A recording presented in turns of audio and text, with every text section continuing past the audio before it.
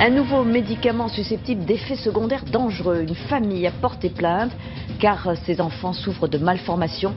La mère avait pris de la dépakine, un antiépileptique, pendant sa grossesse. Et toujours au chapitre santé, un nouveau médicament pointé du doigt pour ses effets secondaires supposés dangereux. Il s'agit d'un antiépileptique qui, pris pendant une grossesse, entraînerait de possibles malformations sur les enfants.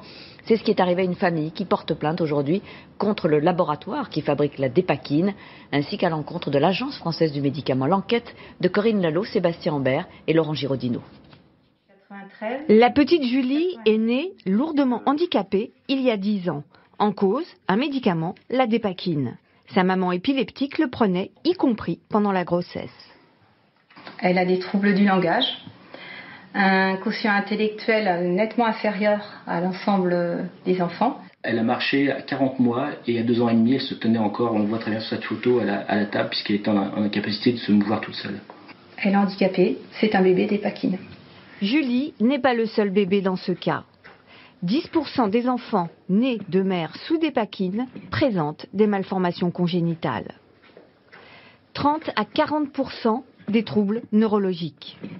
Le risque d'autisme infantile est multiplié par 5. Il a fallu attendre 2014 sur l'insistance des parents, tout bonnement, pour qu'effectivement l'Agence européenne du médicament prenne en compte ces risques qui sont maintenant évalués à 30 à 40%, ce qui est énorme.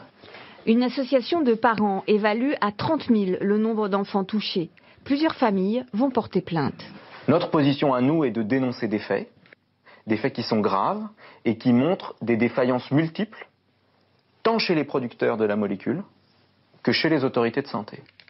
Le laboratoire Sanofi, qui fabrique le médicament, estime pour sa part avoir toujours respecté ses obligations d'information. Les documents d'information à la fois à destination des professionnels de santé mais aussi des patients ont toujours fait figurer les mises en garde nécessaires, ont toujours fait figurer les effets indésirables, y compris les risques pour le fœtus, et ce, depuis la validation de l'autorisation de mise sur le marché il y a près de 30 ans de ce médicament. Les parents de Julie affirment ne pas avoir reçu l'information sur la dangerosité du médicament. Ils auraient sinon évité calvaire et